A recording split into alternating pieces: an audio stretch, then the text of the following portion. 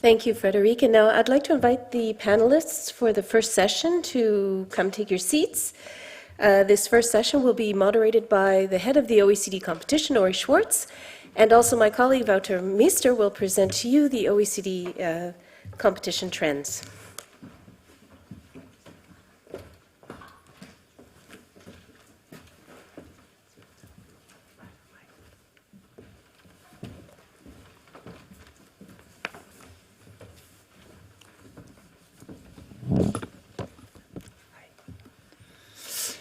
Thank you, Lynn, and good morning, everyone.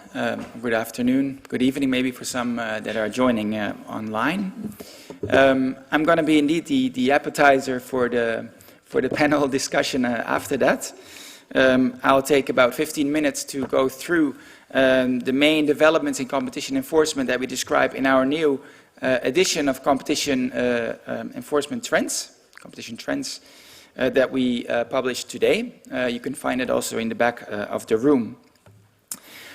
So I will indeed go through, as I said, some main developments in competition enforcement in 2022. And some of these main developments will then feature in the panel discussion, and we can hear the take of four of the main enforcers on these trends. We're lucky that we already heard some trends from the Secretary General in his video speech. I take that as a good thing because there's nothing more powerful than repetition. So I'm happy with that. Before starting with the developments, if you could put the presentation up, yeah, thank you. Before starting with the presentation on developments, I will provide some context about the competition data set, the CompStats data set, namely what it is and why we do what we do, and including its coverage and its content. So this will help you prepare with some context of how to interpret and read our reports. Over the past 4 years, so the data set has been established about 4 years ago, and over the past 4 years, the data set has become one of the main competition data sets in the world. I would say the main and most inclusive and complete data sets on competition enforcement. Today it covers 79 jurisdictions. So Fred mentioned 53 that take part in the committee, but we add another about 20 or 30 that also join our CompStats data set. It covers 7 years of data, so 2015 till 2021. And as a result, we can really give a unique overview or unique insight in competition enforcement around the globe. And what's more, we get the data directly from the competition authorities. So the data set or the indicators cover more than 30 legal and economic indicators. And these indicators cover a wide set of themes and it includes cartels, abuse of dominance or monopolization, merger review, but also resources and advocacy initiatives. When you talk about these indicators, you can think about the budget, the number of staff, but also the number of decisions in cartels or abuse of dominance, but also the number of ex officio investigations, merger control notifications, phase 1, phase 2. It's quite a complete palette of indicators. And why do we gather the data? So the aim of these indicators is to provide easily accessible and up-to-date information on competition enforcement. This can help competition authorities and governments to for example, compare their national frameworks with perhaps regional or global averages. Maybe they can monitor or identify improvements. They can justify budgets, perhaps, or change enforcement strategies and enforcement priorities. But it also serves the academic community and allows the business community to take stock of competition enforcement trends that they can anticipate. Last but not least, it also, of course, feeds into our own work, the work of the competition committee and the competition division at the OECD. We use a lot of the data and trends to inform, let's say, for our own discussions, roundtables. Fred has elaborated on many of them, but our background papers, our peer reviews, etc., etc. So, in a way, it really supports the more broader objective of the OECD Competition Division and the committee to advance competition policy, law and policy around the world. A couple of words maybe on how the reports can or should be used or read. And the first point that I'd like to make is that we try to identify or flag certain trends. So we don't necessarily try to quantitatively explain them. I guess the explanation part is some of the follow-up work that often is done by the committee. I'll talk in a little bit about leniency applications, but for example, we'll have a session in June on leniency. And again, Fred has mentioned already the importance. The second point I would like to make is that we present the data in an aggregate fashion, so an anonymous fashion. This is an important point because we try to avoid the idea that the OECD ranks certain countries, right? So a country that has done more or less is implied to be better or worse. We avoid this because a ranking like that can be easily controversial. We think that, especially given the many reasons in which regimes can change, make such rankings not always ideal. Now, of course, there's also downsides in presenting the data in an aggregate fashion. Mostly that we might miss out on some trends. For example, you have jurisdictions that show an upside trend on a specific indicator, and another shows a downward trend, and these two can cancel each other out. This is a risk, but we try to mitigate this risk by using different groupings, so different ways of grouping the jurisdictions. And that's the third point that I'd like to make. So that the different groupings are often by geographic regions. So we've identified 4 regions: Europe, the Americas, Asia Pacific, and Middle East and Africa. And we also sometimes look at OECD versus non-OECD, and you'll see that when I present some of the findings. Okay, so I hope that this gave perhaps a quick but hopefully complete idea of what we do, why we do what we do, and what CompStats, competition statistics, what it entails. So I now turn to some of the main trends that we've seen in our latest report, which covers the data from 2021. And I'll start with the resources.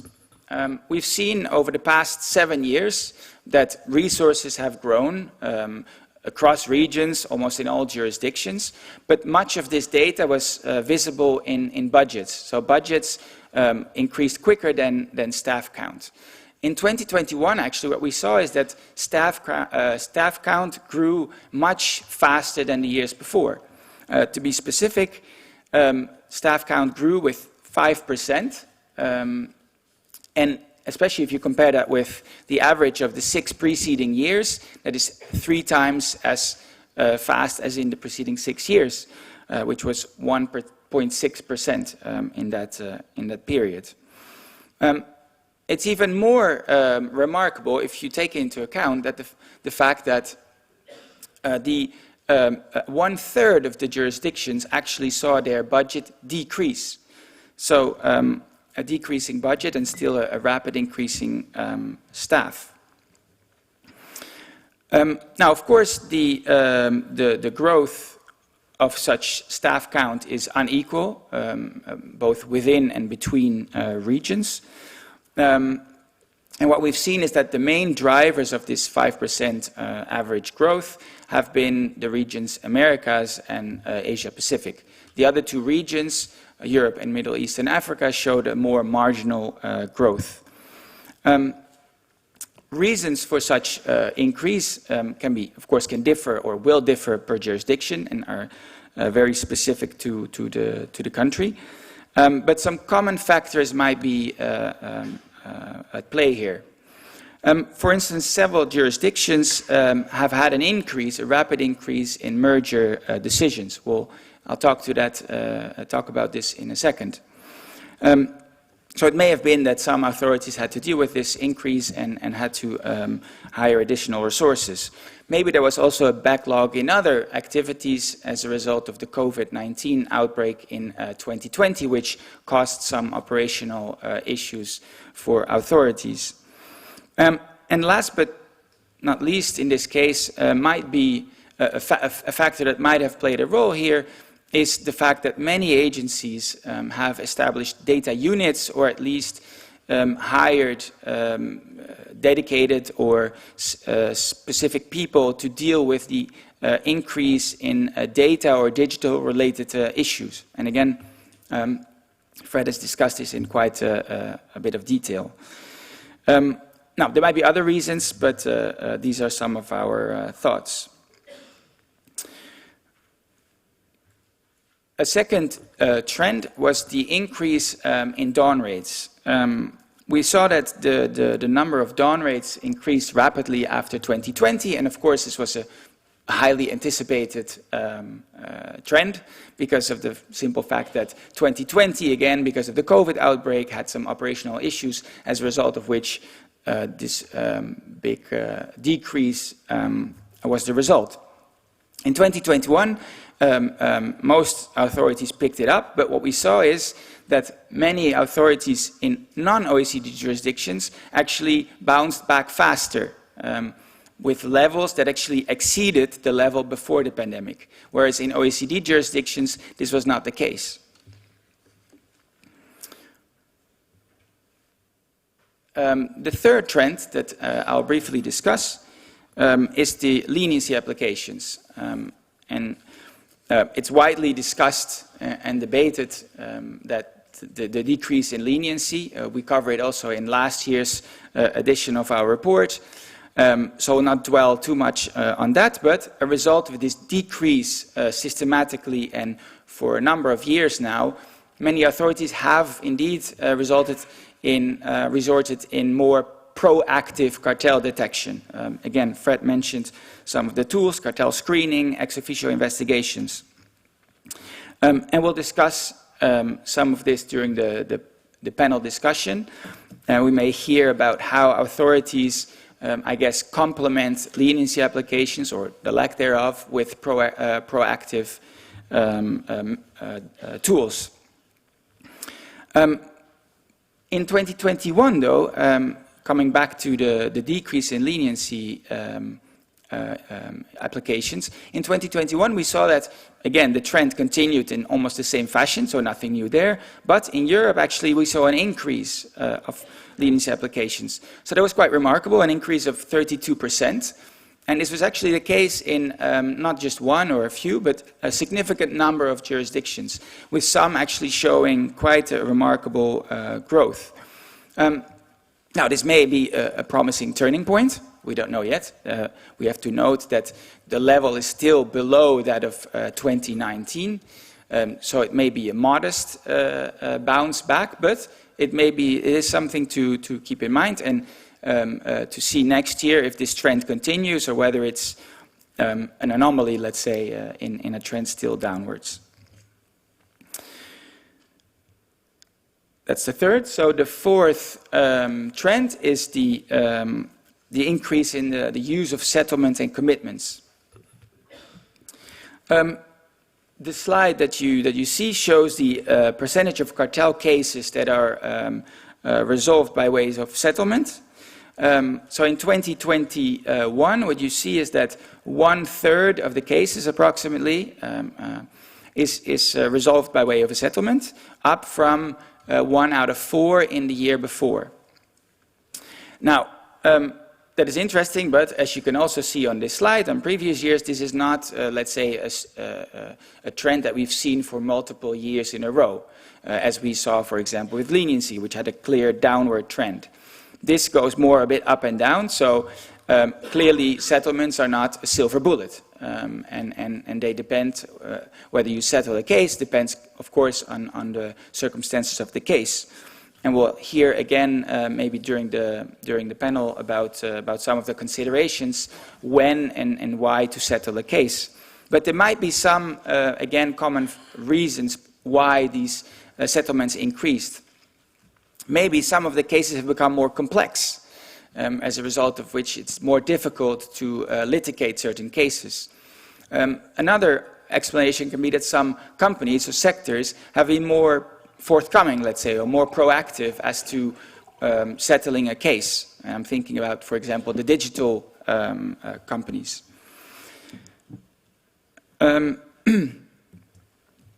So fifthly, I'll briefly discuss the increase in fines.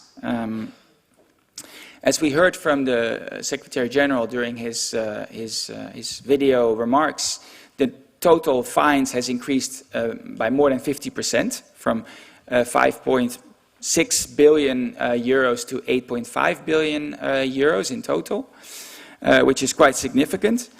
And we've also seen an increase in the share of abusive dominance fines as a share of the total fines. So where abusive dominance was in 2020 about 17% of the total fines, this increased to about a third of the total fines. And the other two-thirds being, of course, cartel fines. Now, of course, imposing fines is not an objective in itself, but an increase in fines is often a parameter regarded as kind of an increase in activity, or at least an increase in deterrence of engaging in anti-competitive conduct. A side point that I wanted to make related to these fines are when you look at fines relating to their budget. So what we've seen is across the 7 years, fines have largely outweighed the budgets. So specifically in 2021, fines have outweighed the budget by a factor of 6. Now, I'll use, of course, the usual caveat that the revenue from fines are definitely not necessary to justify the existence of competition authorities, particularly given the more economic benefits of competitive markets. But the sheer fact that fines exceed budgets by a factor of 6 may help certain authorities with discussions on budgets with their governments.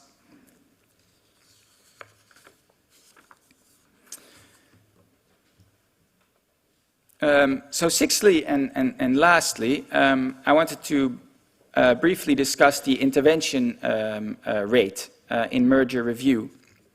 So this is the number of interventions divided by the number of merger decisions. And with interventions, we count the number of prohibitions, the number of prohibited mergers, or the number of mergers that are cleared through or with a remedy.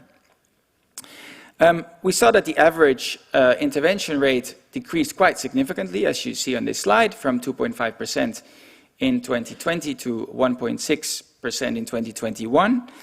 And the most likely explanation for this development is a mathematical one, one where the denominator has increased very rapidly, so the denominator being the number of merger decisions.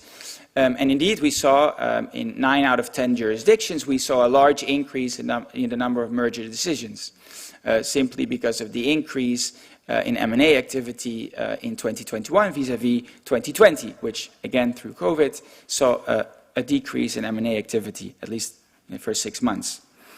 So 9 out of 10 saw a large increase in merger notifications and merger decisions. And the number of interventions have not followed suit. So they have not increased in the same, with the same rate. But if you look closer at the data, there's another reason as well. So what we see is the the percentage of the use of remedies actually decreased. So remedies were used less, 15% less in 2021. So that's also something to maybe pay attention to. But it might also be the case, of course, that some of the more difficult decisions were still in the pipeline, so they were not perhaps already finalized in 2021, so maybe we see them in 2022, which would indicate an increase in merger intervention rate in 2022, I guess to be followed. So this is also something we discuss during the panel discussion, to hear the take of on this by the panelists. So these are the 6 trends that I wanted to discuss. So before giving back the floor to Ori and the panelists, I wanted to encourage everyone to have a look at the report that we again have put in the back as well, that you can find in the back, and perhaps even previous editions or the regional reports that we also publish on certain regions, notably in Asia Pacific and Latin America. So thanks a lot for your attention, and enjoy the panel discussion.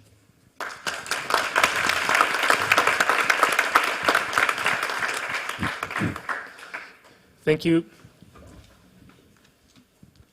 Thank you very much, Wouter, for this presentation. Maybe I'll take this opportunity also to thank your team, Aura Garcia-Pavon and Daniel Westrick, for yet another excellent CompTrends report. I want to pick up and kick off this discussion by something that you mentioned, Wouter. You said that we provide the data, we do not provide the explanations. So looking at a CompTrends report is somewhat like looking at a very sophisticated piece of art. The outcome is very much dependent on the spectator, on their point of view. And in art, we usually have art critics that help us make sense of this piece of art. So we have with us the equivalent of the highest level of art critics, the competition critics. Let me start by presenting them. So to my right, Brenda Hernández, the President of COFECE Mexico. Benoît Coeuré, President, Autorité de la Concurrence, France. Gina Cass-Gottlieb, Chair, ACCC, Australia. And last but certainly not least, Cani Fernández, President, CNMC, Spain. So thank you first very much for joining us today and helping us making sense of all this data. This panel will be divided into 4. The first 3 questions will present a trend and ask our panelists to provide their insights and explanations for this trend and maybe discuss it among themselves. The 4th question, well, let's say we're just saving the best for last. And finally, if time allows, we'll have questions for the audience. But let us kick off. One of the trends, I should also mention that we ask our panelists to focus not only on their jurisdiction, but mainly providing a wider view, a global view of enforcement trends. So the first area that we're going to discuss is cartels. The last area that Wouter touched upon was leniency applications. And it is, I would say, quite obvious to see that leniency applications are declining. This trend, which has been going on for several years now, a discussion about these trends can take two separate ways. First, we can discuss the reasons for the decline of leniency and what can be better done in terms of improving leniency programs. However, then if we do that, we'll preempt the discussion that we should have at the competition committee in June. And we are planning to take a different angle, basically asking our panelists what can be done, what alternatives competition authorities can take and are taking in finding better, alternatively, more proactive approaches towards cartel detection. And let us, to kick off this discussion, I will invite Gina, please. Thank you very much, Ori. So in this past year, the ACCC has had quite a number of successes, both criminal and civil, in our cartel enforcement in a range of industries: steel manufacturing, foreign exchange fees, construction services and pharmaceuticals. We've also had some losses, particularly in criminal prosecutions, which are still relatively new for Australia. And we are trying to learn from that, improve our investigation techniques, and to be better placed to win in what is still a largely untested and somewhat complex field for us, criminal prosecution as distinct to civil. We have had actually in the last 6 months an uptick in leniency applications, and we think that that followed some notable successes, including our first, by settlement, criminal imposed jail sentences, and a lot of publicity that was given by us to those successes. So it was a combination of a knowledge of capacity of detection, of significant sanctions, and aspects that are referred to in the report actually as to what can support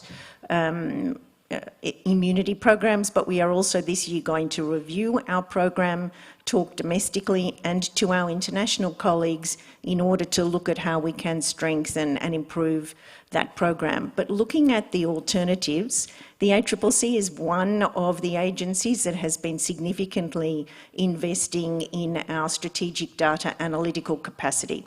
We have been working with two cartel data screening tools. The first is we are using the Danish Competition Authority's Bid Viewer cartel screening tool. Secondly, we are developing our own.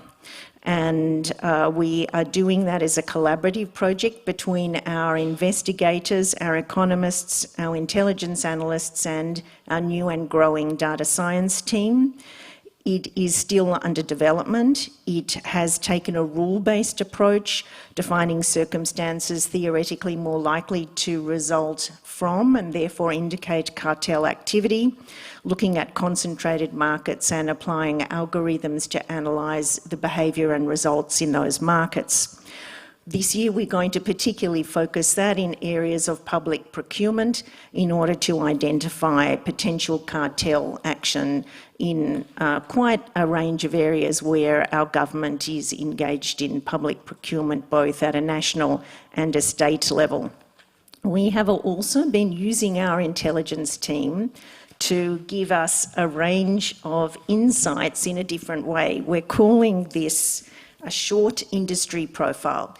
So it's in industries that we have not recently had an in-depth investigation, either because of a merger or because of an enforcement action.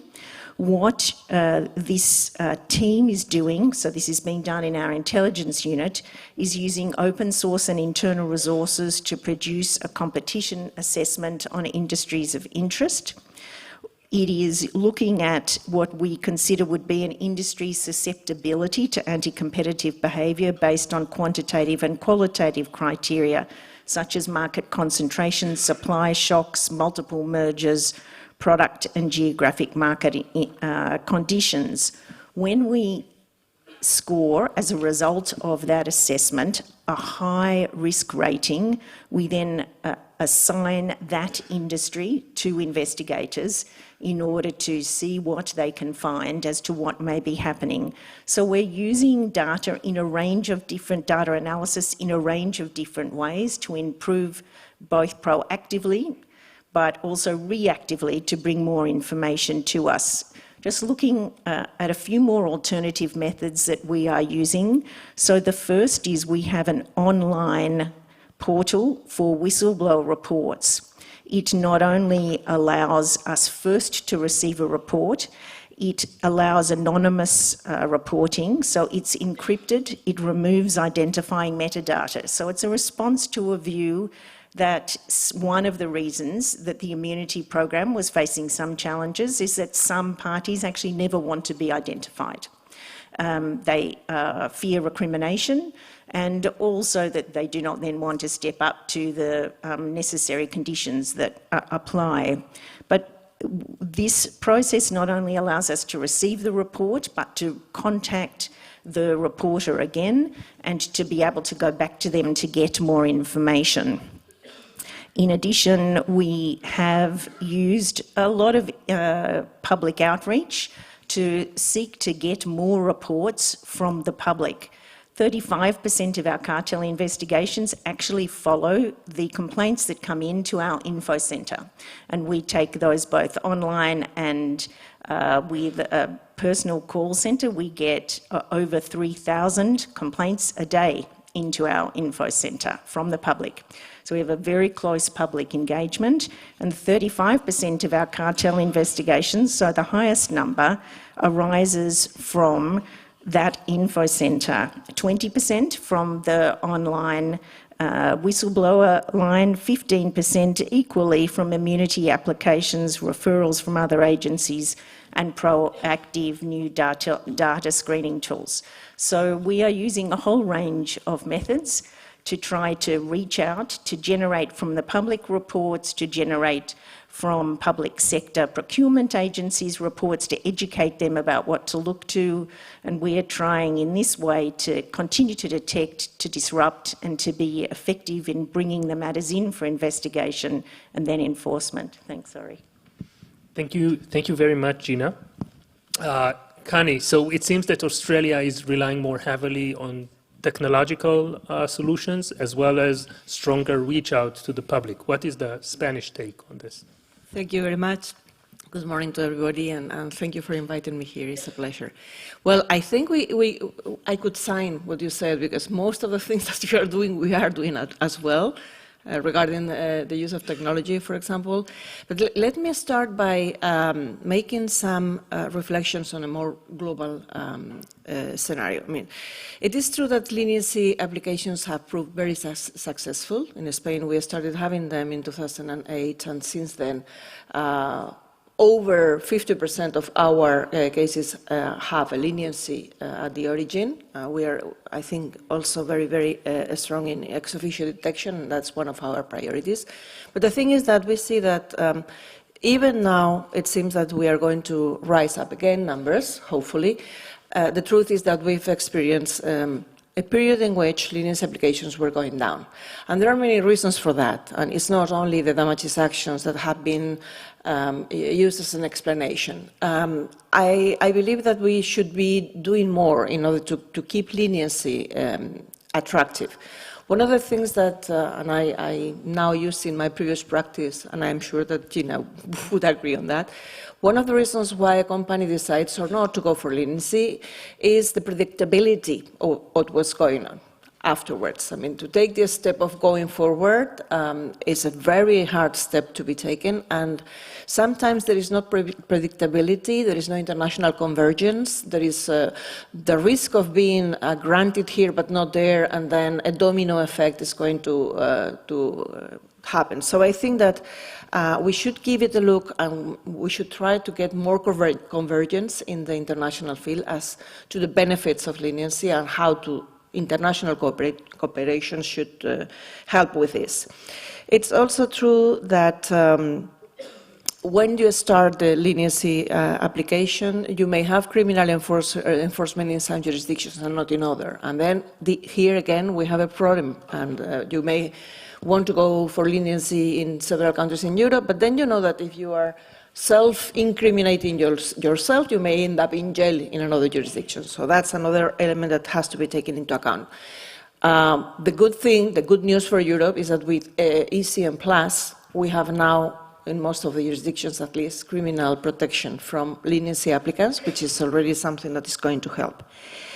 Leniency programs could also be more attractive in terms of the incentives. I mean, we've experienced in Spain, for example, that with the introduction of the bidding ban, the public procurement ban that you may be imposing on the companies that are found to be guilty of an infringement, when you are able to provide for the relief of this prohibition, leniency is there with a more attractive possibility, because many of the companies, well, at least in Spain, we have 10% of our GDP that is public procurement. So you can imagine that that's much worse for companies than even the fine.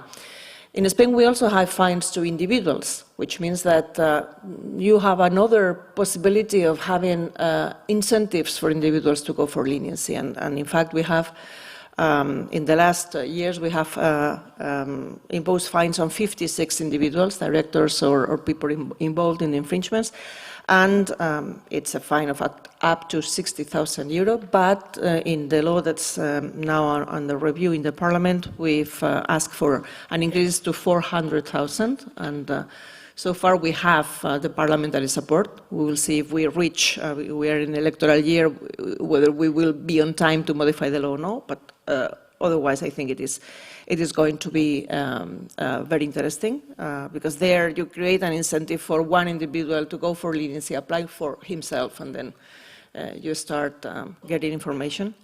And one last thing that's very important is that we have to increase ex officio detection. We have to be credible. I mean, leniency works when they know that even if they don't tell you anything, you're going to be able to uncover a cartel. And then we see that because in most of our leniency cases, in fact, it is not immunity application, but reduction of fines application. It is us going on the basis of ex officio detection tools that I will mention now, in particular our intelligence economic unit, but also other channels of information that we've put in place. I will explain to them.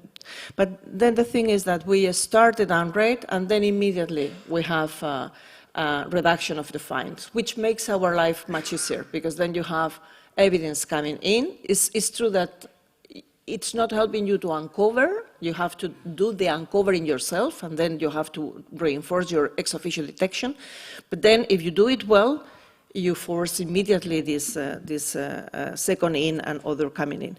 As for the ex officio detection, you know that we have a public procurement as a priority. As I mentioned, it's very important in Spain, and also it's a factor that triggers most of the real economy around. So we have, since 2015, we've been cleaning the database of the public procurement portal, and we are now able to do search in there to detect patterns. But not only that, our economic intelligence unit has been able to devise a tool, an algorithm, that's able to structure information that's not structured, so as to detect not only the winning, but also the losing bits, and then patterns, and that's extremely important. On top of that, we have also an encrypted channel, the CICA channel, service of informants, confidential and anonymous in competition, which is, it doesn't allow us to know who is at the other end, so it provides for lots of comfort, and we get tips there. And also we have the official whistleblowing channels that are protected or not. So with all this, and all this is managed by our economic intelligence unit, we get the necessary tips to start collecting the evidence that's necessary for, well, in order to convince the judge to grant us the orders for downgrades.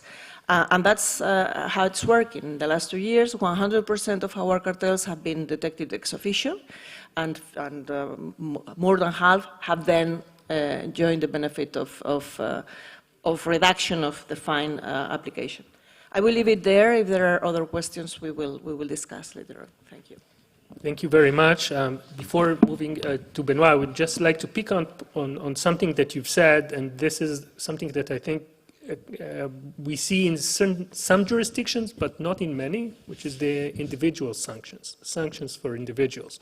And maybe continuing the discussion, I would like, if our other speakers would like to say something about changing the incentives of individuals, because we know in the end of the day, usually leniency fines are set on firms, and actually firms do nothing. It's individuals in the end of the day on behalf of firms that have to take actions. So how do we change the incentives of the individuals? I hope it's not too much of a complicated introduction, but Benoît, over to you.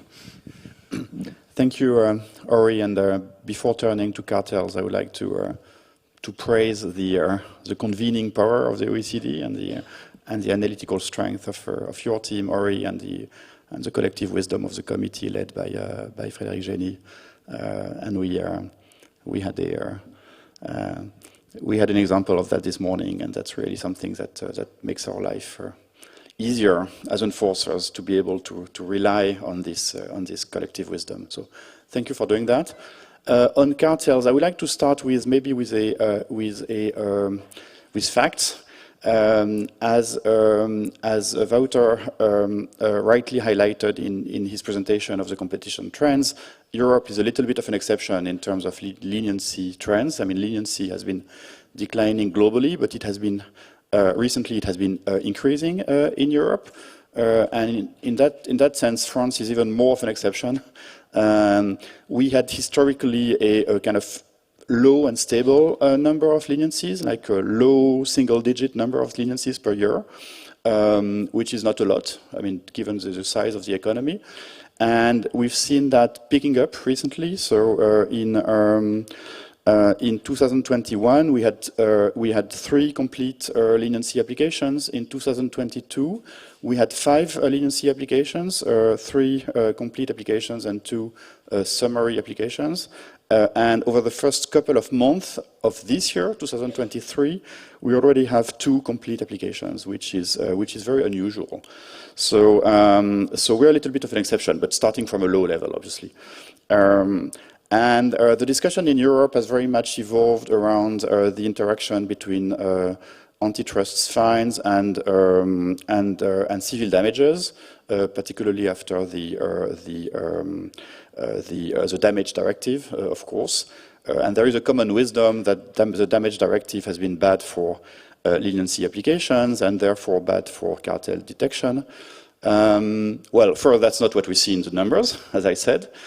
Second, I have to say I'm personally a little bit of a skeptical when it comes to the proposal to immunize leniency applicants from civil damages.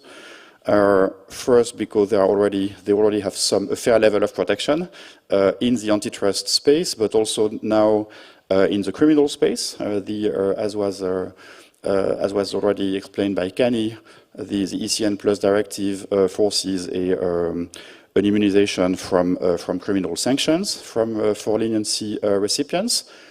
That said, that is not the end of the story. For instance, if you take the case of France, for instance, the law was the ECN Plus directive was implemented into French law. It forces an exemption from criminal sanctions for leniency recipients, but not an exemption from criminal prosecution. So some of the reputational damage can be there anyway, and there can be a fear to be sanctioned or to be indicted for reasons which stand outside competition. And as we know, particularly in public procurement, it's very often a mix of the competition infringement and other kind of criminal behaviors. And that, of course, is not within the scope that we're discussing today. So there is still a kind of question mark over the effectiveness of this immunization from criminal sanctions. At a very simple level, I think civil damages are good. I want to see more of them. I don't want to see fewer of them. And we are, whenever possible, we are collaborating with commercial courts or administrative courts to help them deal with these with civil damages. So I would be kind of reluctant to create a new framework that would disincentivize civil damages. I think that's not the right way to go. So what else can be done? And here I'm going to be short because I will really read from the script that Gina and Cani have already been using. It's about detection. We also have invested quite a bit in data analysis to detect cartels along the lines, very much along the lines that Cani has described, even though Cani has a kind of edge over us because you have data related to the losing bid on Spanish procurements, which we don't have, so it makes our life more difficult. We have to kind of combine government database the data with public data. It makes our life more difficult, but we are moving in that direction. We are also participating in the so-called Data Cross project, which is an EU-wide project to assess risks of not only of collusion, but also of corruption and money laundering based on anomalies in the ownership structure of undertakings. And that's an interesting approach, of which competition is only one part, but it's an important part. Maybe the last thing I wanted to say, that there is a lot more that we can do on the compliance side. Of course, information, reaching out to stakeholders is always very important, and we keep doing it. But we could probably do more to work in a collaborative way with companies which are themselves worried about possible collusions in their own activities, and which are developing their own investigation tools within their supply chains, either within the company or outside of the company, with suppliers and clients to identify suspicious patterns. So one example of that is the Deutsche Bahn, which said in November 22 that they had put together such a compliance tool and screened up to 3,000 procurement contracts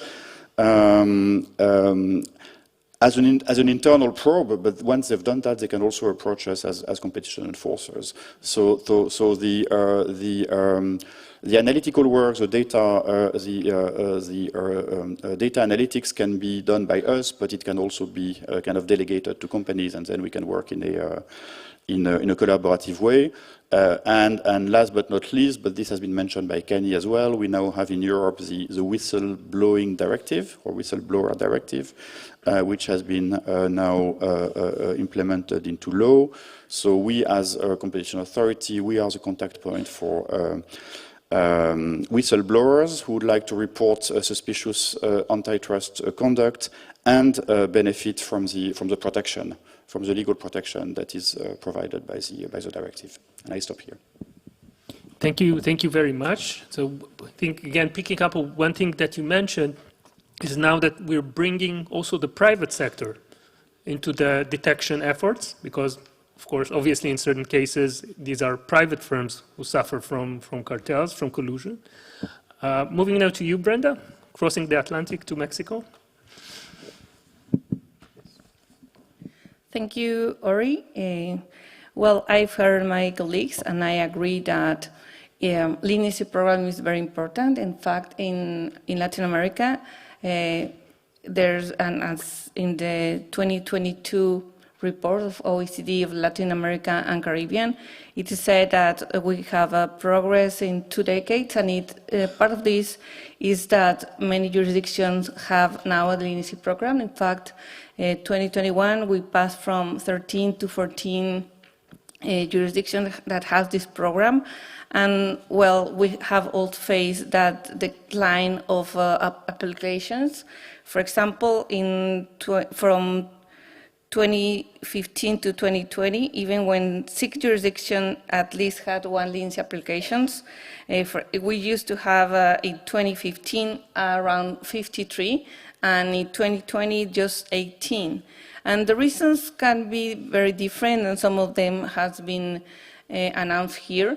I will just say that we have an opportunity in the first trend that was established today in the down rates. In Mexico, for example, it's very common that when the authority goes and do the down rates, they explain how the leniency program works. So it can be useful in order to get more applications. I will like to say that with this decline of the number of applications, we have to be proactive, and we have done that in different ways.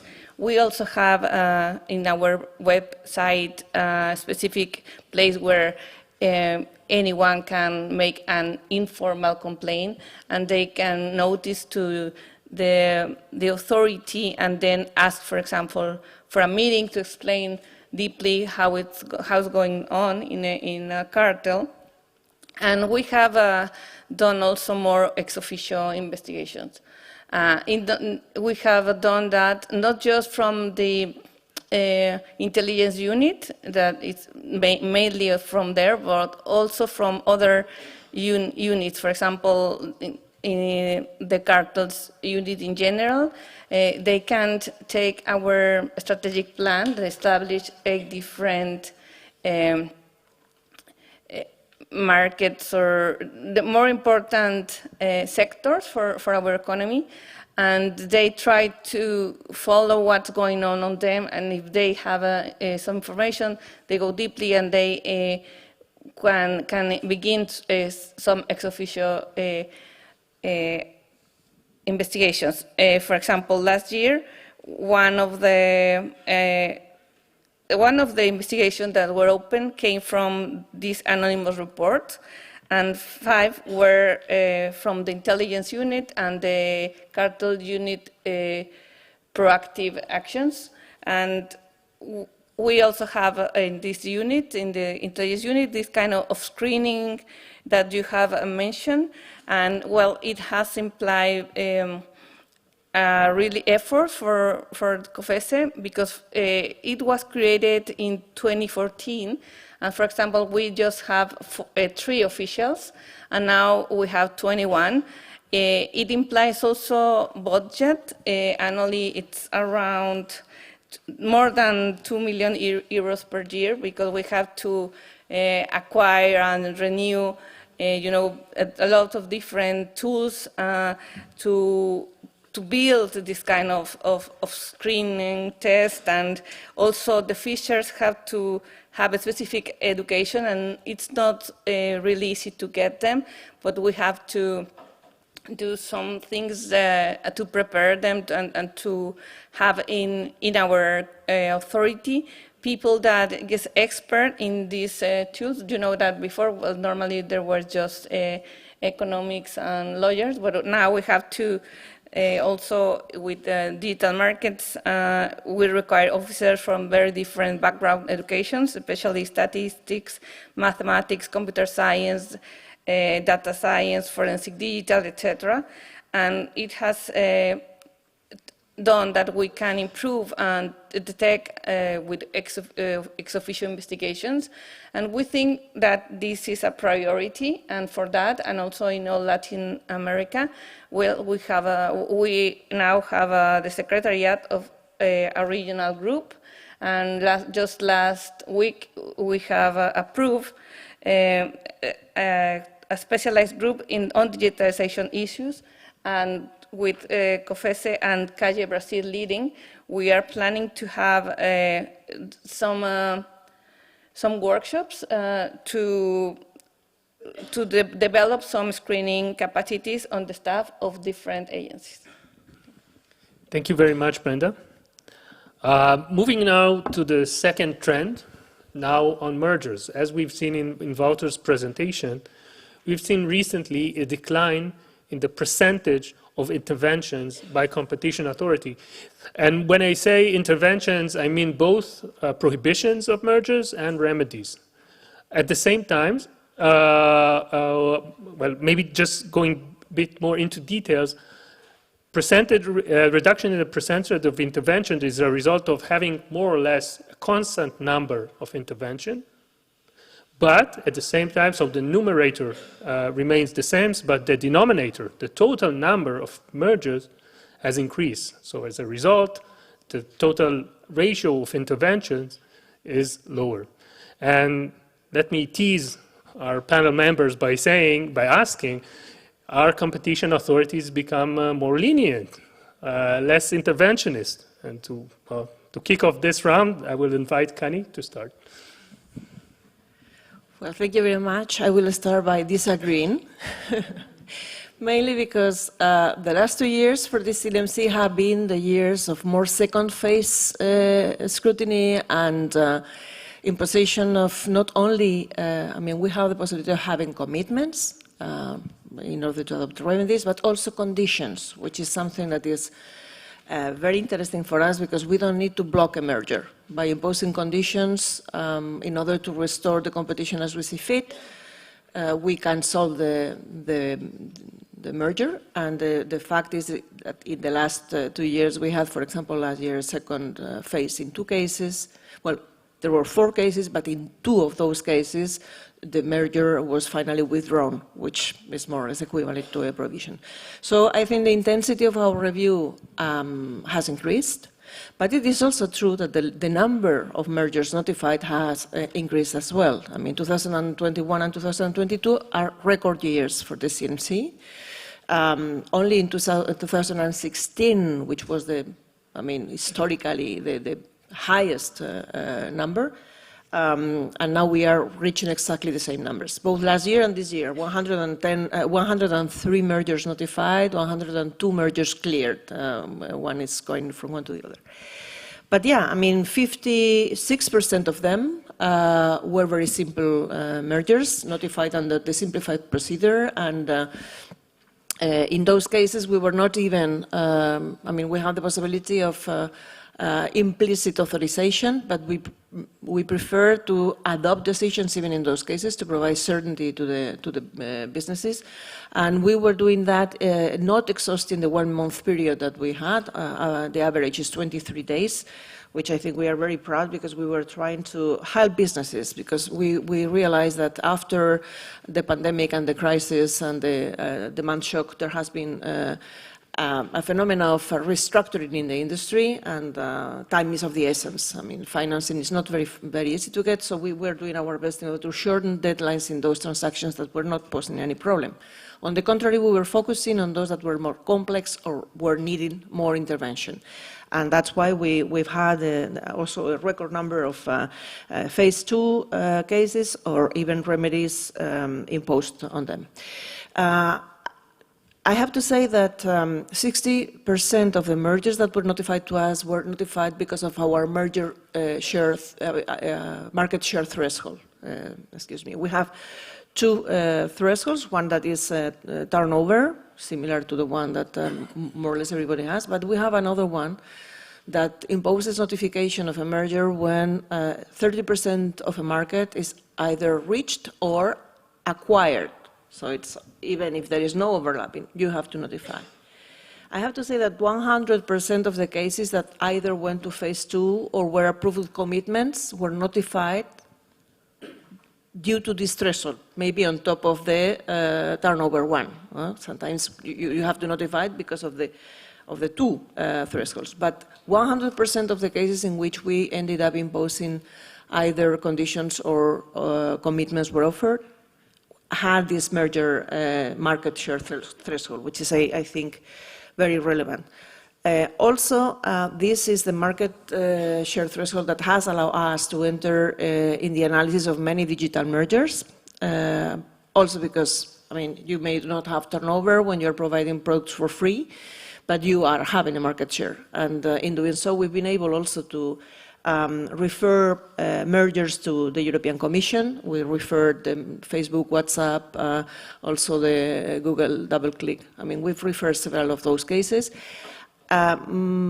I believe that the moment in which we refer the cases, probably we were not yet aware of the importance of the network effects in this kind of data mergers, I would say. That has changed now, and I say this because I don't believe that we should need a huge reform on the merger control in order to tackle these digital mergers. I think we are prepared to do so. And with the DMA even more so now, because there will be a special treatment for them. But for us, it has allowed us to refer cases to European Commission, not only in the digital area as well. Recently, we referred another case that was the Viacom Inmarsat merger that deals with the market of broadband in-flight connectivity. This was not notified elsewhere. It was notified in Spain because we had the 30% market threshold. We referred it to the Commission under Article 22. We've been doing that before and after Illumina Grail with no problem. And now our original referral has been joined by Belgium, Bulgaria, Cyprus, Denmark, Finland, France, Ireland, Italy, the Netherlands, Norway, Romania, Sweden, so I don't think there is anyone else. And this is a merger that shows that, well, if we hadn't captured that on the basis of market share threshold, nobody would have, and it's apparently it has some problems. So that's something that I would like to mention. Another thing is remedies. Remedies are consuming lots of our time. They have to be well designed. It is very difficult to reach the appropriate level. We are lucky that we have the possibility of conditions, so that's something that helps us a lot. But in digital mergers, for example, we have witnessed that behavioral remedies are working well. And we've have several cases in which, mainly in platforms, for example, the last one that we've cleared with remedies is one that deals with wedding planning platforms, and so the leading company in the market, Wedding Planner, was acquiring the second one. Thank You, it's called, and. In fact, it is starting a business in Spain, but we saw that and there were no many exclusivity agreements between the suppliers and of the services, but we realized that by increasing the market share and the power, there would be incentives and ability to impose exclusivity as a trend in the market, and therefore we accepted a commitment that was not to have exclusivity and not to penalize those suppliers that were multi-homing. And we were following on this on a previous experience in the delivery home for restaurants, delivery home, because we cleared Just Eat La Nevera Roja several years ago, imposing that same condition, or remedy, that there would not be exclusivity with restaurants. 3 years later, there was another transaction on the same field, and we could see that in the meantime, 3 other partners had entered the market, Deliveroo, Uber Eats, and Globo, very successfully. Otherwise, with exclusivity, we are sure that it would not happen. So that's another message, is that we normally don't like behavioral remedies, but with these fast-moving markets, maybe maintaining them open through behavioral remedies is enough. And I will leave it here for further discussion. Thank you. Thank you very much. And indeed, the point that you made about maybe reconsider the effectiveness of behavioral remedies is certainly a very interesting one. And if any of the other panelists would like to comment on that, that would be very interesting. Moving now to you, Brenda. Thank you. And I will also here begin saying that in Latin America, the merger review has been progress, and in fact, for example, our rules, our laws are similar, and that helps, for example, to help one to each other jurisdiction. And for example, it's an honor to say that, for example, COFECE has helped Peruvian authority that have a new or recently new merger unit, and well, we have seen that before pandemics, the number in general of mergers has been increased, but then it decreased only, and it goes up to 127 in Mexico mergers in 2020. Now it's been increasing, and last year we went up to 168. But recovering the decline intervention rates that you have asked, from 2014 until 2022, that it's the period where COFECE has created, and until now, we have had 8 block mergers, and we have had 19 with remedies. And yes, and after it's noticed that the year with more block or conditional mergers was 2017, and then it declined. I consider, and I agree what Cani has said, that it's very difficult to impose remedies, and these and reach that they are really effective or completely effective, even if they are behavioral or structural.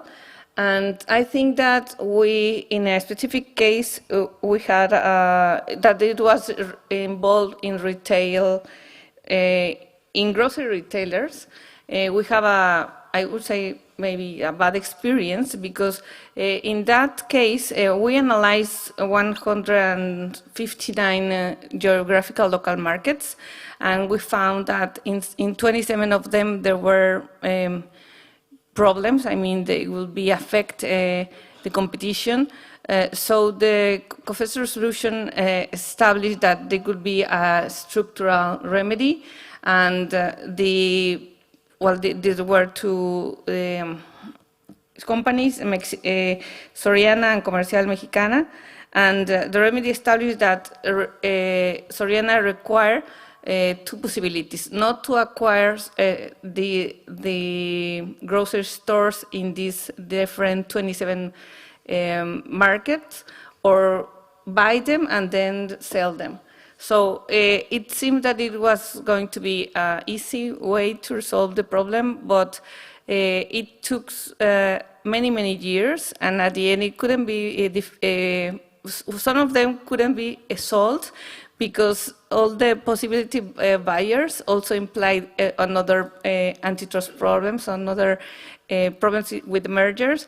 So I think that since that exercise, we changed the way to get in touch with the participant, with the notifiers, and we tried to talk with them previously and try to find what's going to be the risk of the merger, and when that happens, what we try to do is that before the resolution, and even before imply some remedies, they could change and they can expose to the authority the other possibilities, and in fact sometimes they change the original merger notified.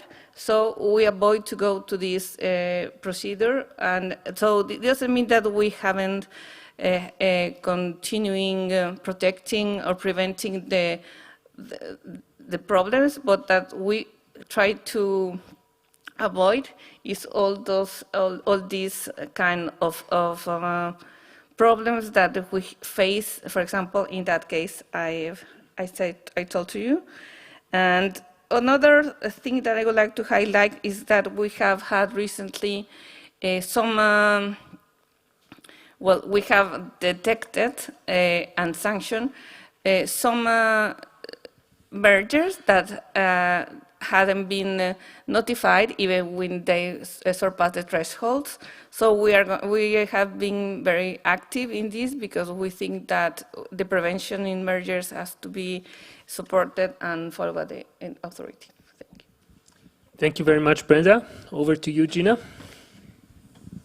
Thank you, Ori. So I want to cover 3 quick points. The first relates to the surge in merger cases. The second are the challenges for the Australian non-mandatory suspensory, so informal merger assessment regime. And the third, which links to the first two, is the significant importance for us in collaboration with international colleagues, both on specific transactions, but more generally in discussions such as these at the OECD in relation to approaches in the cases of challenges. But just quickly, in terms of behavioural remedies, the ACCC has certainly always had a strong preference for structural rather than behavioural. I do think, though, Cani, in terms of, for instance, your banning of exclusivity arrangements, or where a condition is an access regime, which has been the case, for instance, in port acquisitions in Australia, that I like to think of them as quasi-structural, because they open up the opportunity for more competition in the future. So I think we can analyse them somewhat differently. Australia certainly has shown all of the trends that Wouter described from the report. So in 2021, we had a 41% increase in merger notifications. We had a consistently stable level of interventions, so that would show as a lower proportion overall if you were to look at the denominator and the numerator. So it certainly is consistent with the trend. However, we have had a significant rise in more complex two-phase investigations, which then panned over into 2022, where we had 6 remedies, 6 matters in which we required remedies. Some of those were carried over from 2021, and we have had mergers in very significant areas in our economy. So looking at banking, mobile telecommunications, cash in transit services, as we have much less cash being used in our economy with the shift to much more digital transactions. When we look at the issues that we are focusing on and which are causing some challenges for us. So they are creeping or incremental acquisitions, particularly in retailing, where our test is a substantial lessening of competition and an incremental change. A small acquisition, one by one, is difficult to then reach the standard to prove a problem, but we sit back and within a short period of time, significant increases in concentration have occurred. So it is problematic for us. We're aware of the problem. We're seeking to look at this in a dynamic competition sense, but it's problematic for us. Also minority interests, so interests short of a controlling interest, but still a capacity. We see it, many countries would be seeing this, private equity firms, managed funds. And when we look at who is actually making the decisions in terms of the competitive decision-making in entities, this is of real concern to us. We had one very similar to this in terms of ports. Australia is an import-dependent country, and we went to a second phase, and ultimately that transaction was withdrawn, and it was a minority interest. So we are looking at a number of these issues, which I'm sure many other authorities are. Our regime is still one of the few internationally that is not mandatory suspensory. I listened with great interest to the thresholds that you were talking about, Cani, and which you thought were important. The ACCC will soon make a submission to our government that we should change, and that we should change to a mandatory suspensory regime. Whether that will be a decision for our government, whether it makes that change. But we are finding, particularly in international transactions, we may be not notified at all, though there may be impacts in Australia, or that we are notified late, which is really problematic for us because we have limited time then compared to the timeline for the international transaction, and for our colleagues making decisions, we have limited time to assess the Australian implications. All of this means that our collaboration with our international colleagues is very important. We find this both in terms of analysis of what is occurring. The work between our teams at a team level is happening regularly, and to assess what are the issues. Of course, the facts may be different, and the decision must always be dependent upon our jurisdiction, but we gain a lot. We are much more efficient, and we're very conscious of timelines and seeking to keep within the timelines that are working in other jurisdictions. And also, when we look at remedies, the ability where the market conditions are the same to have internationally coherent remedies is very important. So we value that collaboration to a very high level. Thank you. Thank you, Gina. And indeed, it seems that a lot is going on behind the numbers. The picture is much, much more complicated. Benoît, the floor is yours. Yeah, thank you, Ori. So first, when it comes to your initial question, which is, do we see a trend towards less intervention The answer is a clear no. It is a clear no. When you look at our numbers, for instance, in 2021, we had 272 decisions, merger decisions, of which 261 unconditional, 10 with remedies, and 1 prohibition, very importantly, and that's I think a very important turn taken under Isabel's leadership, and she's here to listen, that we are not shy of blocking mergers. And there was 1 prohibition in 2020, and another one in 2021, and a sort of prohibition in 2022. I'm going to come back to it in a second. And in 2022, we had 257 decisions, of which 1 phase 2 decision, 5 with remedies, and 1 de facto prohibition, which is a TV merger where they withdrew the application, but after we had told them that they weren't going anywhere. So call it as you want, but okay. I would call it a de facto prohibition. And so far in 2023, we've made 30 decisions already, including 1 with remedies. So you can see that there is no trend here. When it comes to the general stance, I would like to take a nuanced view to the general stance that we should take. I think the direction should be one of a tougher merger review for all reasons we know. Increasing market power in our economies, general skepticism or fatigue with behavioral remedies, or at least some behavioral remedies, like internal Chinese walls. I mean, when we see these papers coming from the lawyers, we just we're reading them carefully, of course, and I say that for all lawyers in the room, but without spending too much time on that, because it's obviously not going to work. It's not going to make it. So that will be the general trend, and I would agree with many of my colleagues here and internationally who've said that. I mean, there is one way to summarize it, which is that the best way to avoid abuse of dominance is to avoid dominance. That's how I would put it, right? So and to act when it's time, to act early enough so that you can avoid dominance. And merger control is an important part of it. It's maybe the most important part of it. So yes. That said, you also have to be mindful of the world around you. We had 2 crises hitting our economies: the COVID crisis and now the energy crisis, and then the war in Ukraine. Lots of industries are under duress, under strains. So, for instance, back in after COVID, between mid-2020 and mid-2021, we issued no fewer than 32 derogations from the suspensory effect of the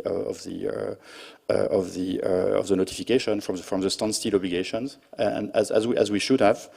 We used in one particular case, which was a merger between or the acquisition of Conforama by But, so 2 big retail chains in the furniture sector. We accepted for the first time ever in our case the failing firm defense.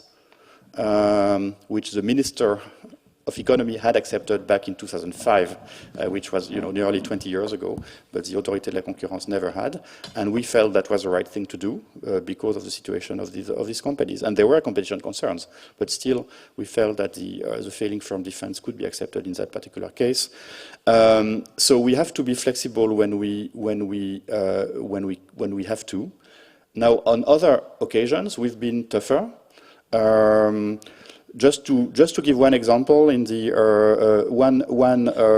one particular part of France where competition concerns are particularly elevated is the overseas territories of France, where, well, obviously these are island economies, so there is a lot of concentration, and we've got to be particularly mindful of concentration.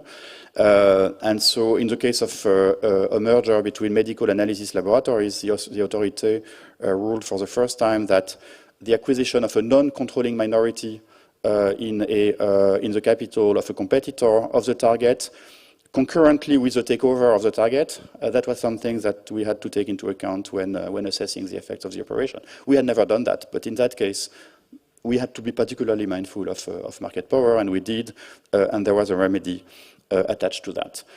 And maybe finally, as Cani said, the new use of Article 22 of the merger regulation is a very important step for us looking forward, which will allow us to identify and then refer to the Commission cases where there is a competition concern, but the turnover threshold is not relevant because we're talking of small companies, and they're not just they're just too small to be catched with the existing net. So you need a different kind of a net, and that's Article 22. So of course it's the start of a long story. I mean, it's all being the Illumina and Grail decisions by the Commission are all being challenged, of course, in European courts. I think it's very heartwarming that the General Court has already cleared the use of Article 22. Now it has to go to the Court of Justice, and then we'll see what the courts will have to say on the substance of this particular deal. But we're definitely moving in the right direction here. Thank you very much, Benoît, and all of you. Just maybe it's an opportunity for me to say that we got the approval of the Competition Committee Bureau to have a more detailed CompTrends report next year, particularly on mergers, and I think we heard here some very interesting idea where we can take this analysis. Moving now to the third trend. So last year we saw an increasing numbers of settlements and commitments after a few years of decrease. And my question to you, and again, no one's hearing us, so you can speak freely. If you can let me know when, as heads of competition authorities, when do you settle a case, and when do you decide to see a case to the end? And Benoît, we'll start with you. Yeah, I like the way you're asking the question, or you're putting the question to us, Ori, because it's always a balancing act, and it's always a choice between different possible instruments. So what I've learned since I joined the authority is that the producing an antitrust decision you have underlying economics, of course. You have a lot of legal considerations, but at the end, it is a little bit of an engineering a decision where you've got to choose the right tool and so in some cases the right combination of tools to be as effective as possible given a particular case. So it's about choosing different possible tools inside our toolbox, and sometimes you've got to kind of dig very deep into the toolbox, as we've done on the merger side with the failing firm defense. So you've got to kind of catch a tool which is a little bit rusty and dusty, and dust it off and use it. And sometimes you've got to also to use the shiny new tools that our parliaments have given us. But it's always a decision. And so in that particular case, we've been using both settlements and commitments much more often in recent years. That's also an important term initiated by Isabelle. For a very simple reason, a reason that is very easy to explain, which is both that it is faster, and the economy is moving even faster around us than it used to. And to be fair, I mean, antitrust has been blamed for being too slow, for coming after the battle when all participants are dead, and so we had to answer that and use our instruments in a way that can be faster, and that includes settlement, that includes commitments, and importantly, it also includes interim measures, of course. Which is, in that case, the best instrument when it's possible, when it's relevant. So, and the second thing is, it also allows to restore a viable competitive landscape. So, of course, when you find a company and you move on, turning to a totally different industry, you have the high moral ground because you've put an enormous fine on a company, but then who cares about what's going to happen in that industry? Business has to be restored. And settlements are one, I think, very effective way to restore the continuity of business, to reintegrate firms that have been foreclosed by dominant players, and so on and so forth. So that's very important. We've used it importantly last year in 2 cases, one against Meta in the ad tech industry and another one against Google related to publishers' rights, an issue which Gina knows very well and where we've been discussing intensely, even though we came with different solutions, but to address exactly the same issue, which is platforms not remunerating publishers and press agencies as they should have. So that were important steps forward. Now, to be fair, it cannot be a silver bullet because there are still, you've got to be, I mean, you've got to be very careful about the way the commitments are being implemented, and also you have to be careful about how it defines you as an enforcer or as an agency, and these are 2 different points. And let me explain. The first point is obviously about implementing the commitments. We're talking about very big companies with huge information asymmetry.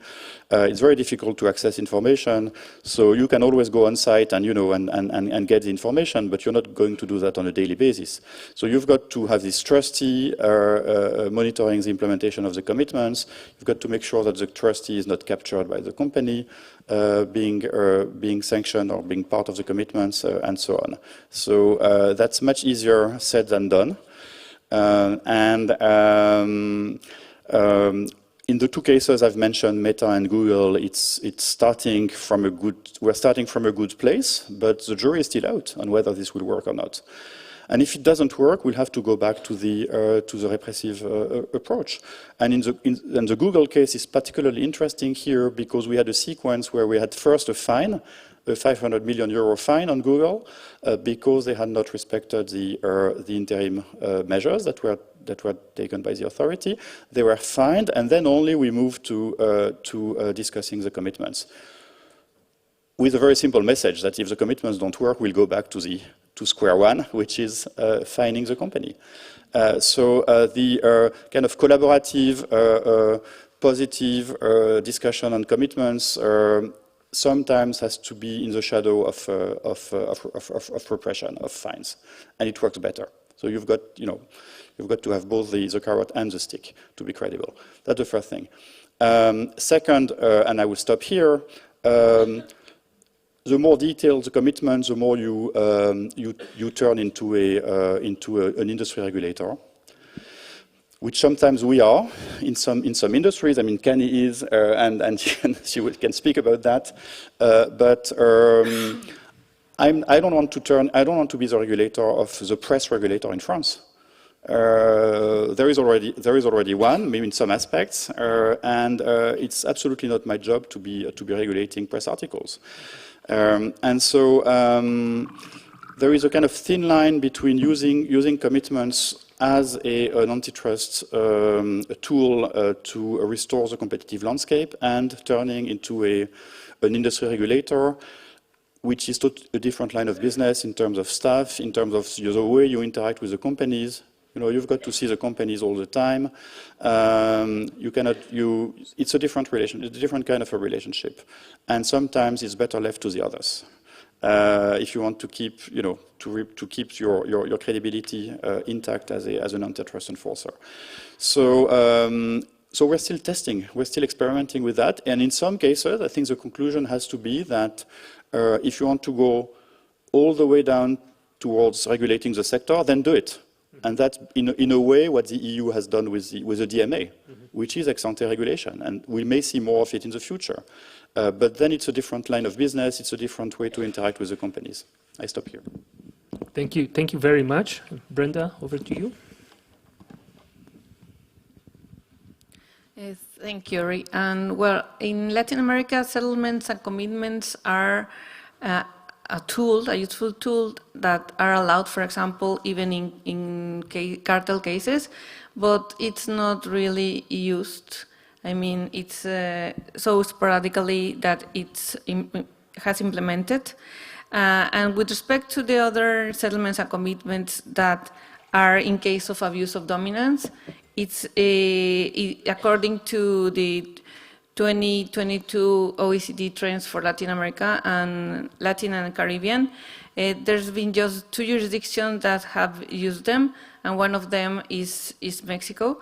In Mexico, we have had this tool since 1998, but it changed a lot of the way to implement it in 2014. At the beginning, there was possibility to conclude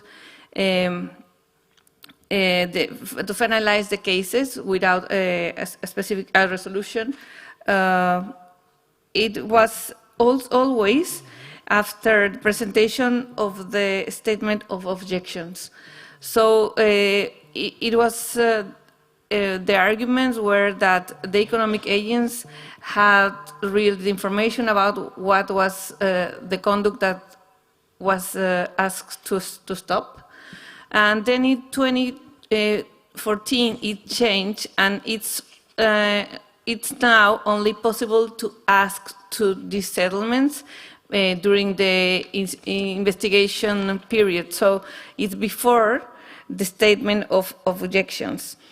So what has to be is, well, they have to commit to suspend, suppress, and correct the competition concerns that have been found.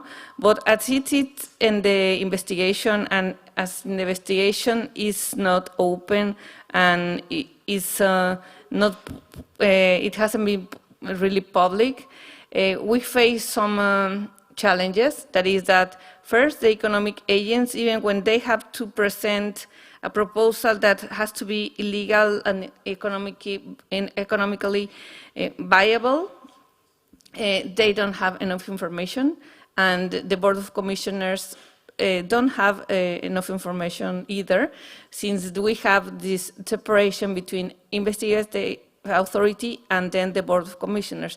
So I think that it's a big challenge, and maybe it's why we don't have so many cases. And also, I will add that it's important that after those commitments are, for example, accepted, following and verifying if they are being well followed, it's not always an easy work to do. And maybe another important topic is the time that is established in our law to do this analysis, because the economic agents can present their commitments, and the investigative authority have just 5 days to analyze them. They can also require more information, but when they get it, they only have another 5 workable days to do the analysis. Then they have to present to the Board of Commissioners this statement in 10 days, and it has to be resolved in 20 days. There's just one possibility in the investigation to do that, and it's not really, I think that the time that it's established, and also this rule that we don't have like all the information, it can make that we don't have some or much of these settlements. Thank you. Gina? Thank you, Ori. So just a quick introductory comment, because Australia has a different legal framework than Europe. So the ACCC does not have the power to make infringement findings, to reach those decisions and to impose penalties. We can investigate, we then need to take an action in court. The court makes the decision as to contravention and ultimately makes the decision on penalties. However, we do have capacity in view of the threat of taking such action to reach settlements. And in the period 2015 to 2022, we reached settlements in approximately 50% of our competition matters that were before the court. And the settlement, the parties go by consent, and put joint submissions to the court, admissions and statements of agreed facts. When we're weighing up the question about whether we settle or not, and we also have the capacity to receive in effect written commitments, which are court enforceable undertakings. And the ACCC has 30 years of experience in accepting court enforceable undertakings. And in 2021 to 2022, we took 6 of these commitments. The factors that we look at are the seriousness, deliberateness of the conduct, the harm in terms of competition harm and consumer harm, and the speed that is afforded to us. As Benoît was saying, if we accept a settlement or a commitment rather than take what may be years in achieving a court outcome. We do weigh this up against specific and general deterrence is a very powerful incentive to compliance. So we do bear in mind that some matters are just worth taking through the whole court process, and also that there can be very significant monitoring obligations when we accept such commitments. I just want to go to one important matter that very quickly we investigated and accepted a commitment in last year, and that was in relation to conduct by our largest telecommunications carrier. There had been a spectrum allocation auction by our relevant authority, and the number 2 carrier had won in terms of quite a range of spectrum, particularly in more regional areas of Australia, which would have supported its 5G rollout. But they complained to us that the first carrier was sitting on other spectrum that was necessary, that they were not on licenses, they were not using them, that were necessary to support, which were to be surrendered as a result of this auction. And they had about 6 months to a year that they could just, in effect, warehouse it, sit on it. So we investigated for a misuse of market power investigation, and we accepted a settlement because in 4 months of the investigation, and it was critical because there was a year in which there would be a delay and possibly a significant impediment to the second carrier to really competitively constrain and expand. And so within 4 months, we'd obtained a commitment, and the number 1 carrier had surrendered that spectrum.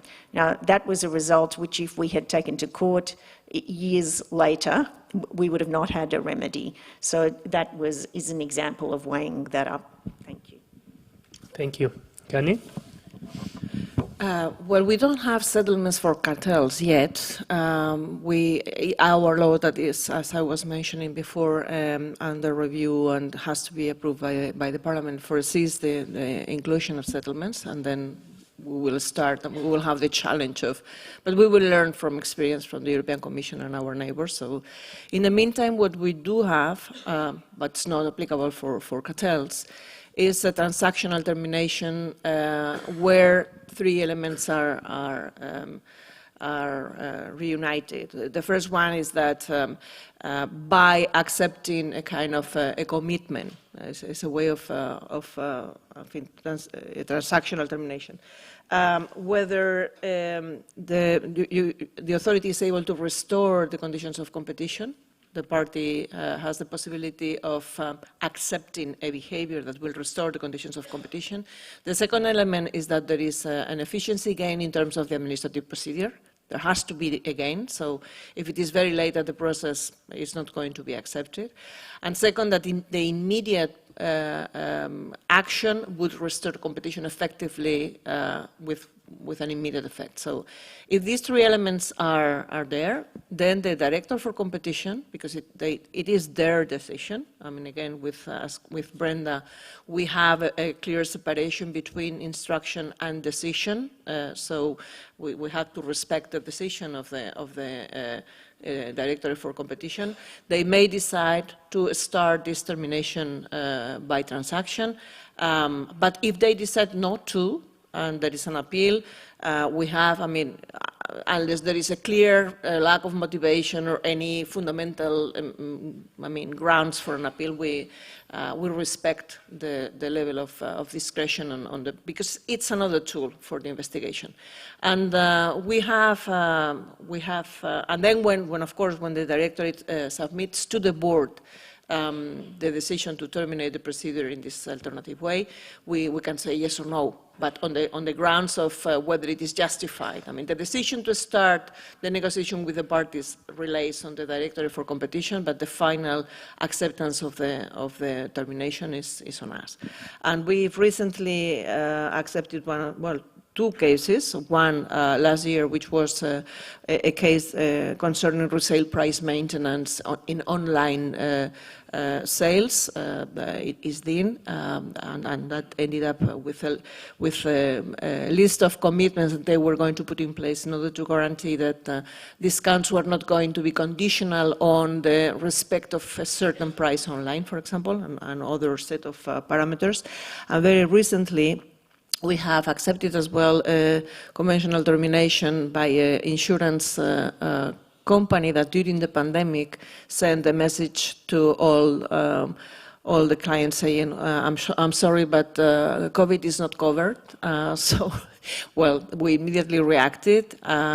We opened a sanctioning procedure, but what they did was, in fact, going client by client, repositioning the situation before, so we accepted the conventional termination. What we are doing more and more is imposing as well commitments in other decisions, not as a way of terminating the procedures, not as a settlement, but in order to reinforce the effects of our decisions. And for example, in abuse of dominant cases recently, we are also imposing conditions or commitments, not only on the fine.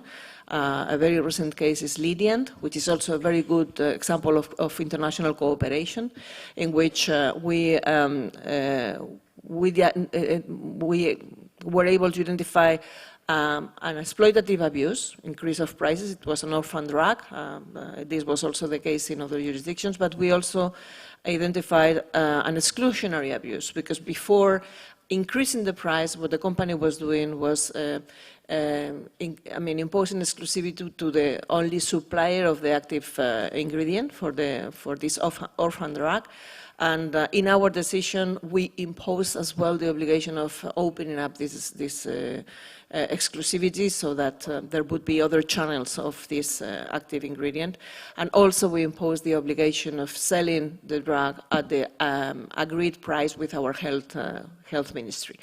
In other Article 2 or 102 cases, we've also imposed some conditions, and that's something that we're doing more and more.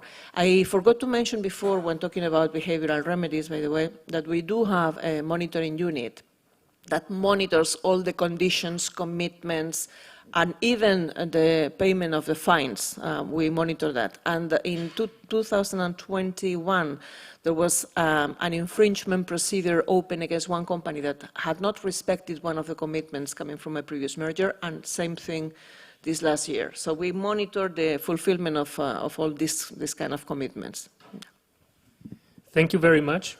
We are running a bit out of time, but we cannot do without the last question. As I was saying, we are saving the best for last, but I would ask you to be a bit brief.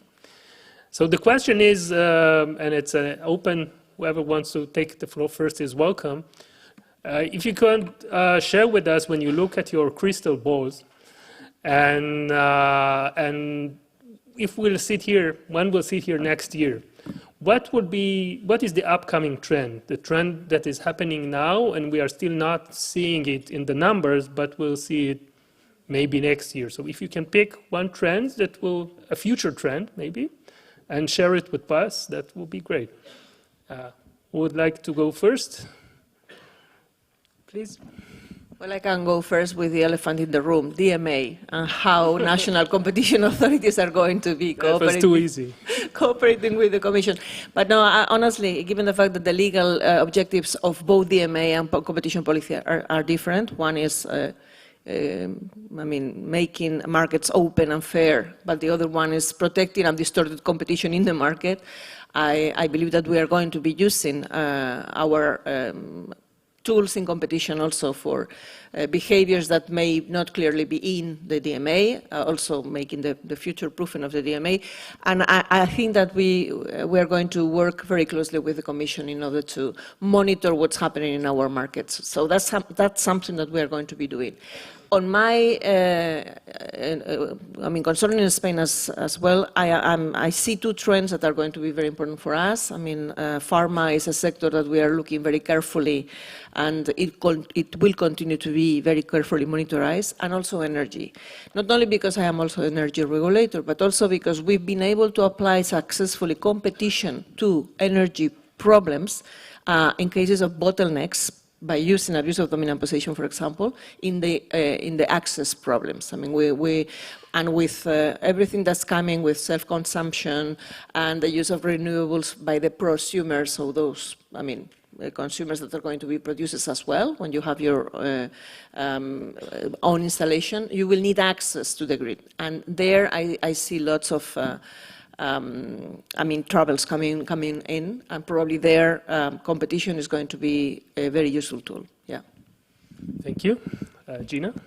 So picking up really on a number of things Cani has just said, we are certainly seeing in energy markets a significant call upon the ACCC, both in terms of competition regulator, industry regulator, and now enforcer of price caps that our government has recently introduced, which is causing huge degree of contention with major global companies, and also a high degree of consumer expectation that these interventions will immediately result in significantly reduced prices across multiple parts of the supply chain. So they are significant pressures upon the ACCC as a regulator and upon trust and the profile of the regulator.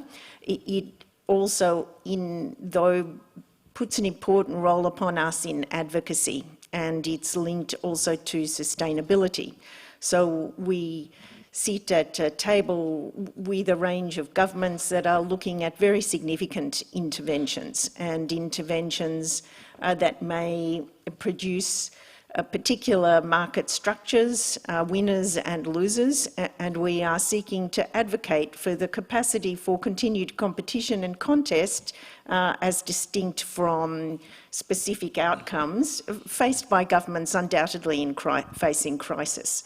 So it is a time that is drawing upon all the strength and experience of competition regulators, but also being put to the pain of looking at consequences and how the community reacts. So it's an interesting and challenging year ahead. Thank you very much. Benoît? Yeah, three short points. First, on digital, obviously the DMA will be on the top of our minds, but maybe a little bit too much so. That is, I think we should keep some bandwidth to think about practices by other players which are not designated or which will not be designated under the DMA. And my fear is that while we are watching all these big guys, big platforms, we'll not be watching the smaller guys building their own moated castles or walled gardens, hoarding their data and building the future platforms. And there it's still time to act. So that's one thing. Second thing, on sustainability, the discussion in Europe has been very much about exemptions to horizontal agreements and how the exemptions can be used. And that's an important discussion which we have in Europe. We'll be part of that. We'll try to identify practical cases. But looking ahead, the real discussion should be about how climate change and the decarbonation of our economy will change the competitive landscape. And that's where we should put our resources to understand the consequences. Because some industries will radically change, and there is a risk they change in the wrong way. That is towards more concentration, more government intervention, in a way that could be distortive, and so on and so forth. So in our case, we've just launched 2 market studies, one on local mobility and one on docks for electric cars, to look exactly into these kind of issues. How is the landscape shaping up, and do we like the way do we like what we see? Do we like the way the landscape is shaking up? And if we don't like it, we'll speak up. And finally, maybe a more political remark. I think the last decade has been very much about macro crisis. You know, the crisis in Europe, the great financial crisis, crisis in emerging markets, and so on. And I mean, from my previous experience, I can tell you that competition was very much a sideshow. I mean, it was really important and exciting for all practitioners, but not very much on the mind of political leaders. That is going to change, because the focus will very much be on micro now, and it will be on industrial policy. It will be on trade protection. And we, as competition enforcers, we risk being caught in the crosshairs of that kind of discussions. So we have to think of a way to engage in a constructive way, where we're not kind of reneging on our principles, but where we can be heard from politicians. And that will not be easy. Thank you. Thank you very much. Brenda? Yes, well, I also think that we are going to globally be watching what happened with this ex-ante regulation in digital markets, and in the years to come also what the judicial review is about these topics. And well, in Latin America we haven't had these kind of changes, and we have to keep applying our regular law, antitrust law. And locally, I think that we will continue facing some decisions of the governments that are not necessarily in the same way as competition. So we'll have to keep giving a lot of opinions around that in order to try to change, especially in energy sectors where state-owned companies seem to be protected. So I would like to finalize by thanking you for sharing your thoughts and insight with us, and thanking all of you. We are now going to have a lunch break and be back here at 2. Thank you very much.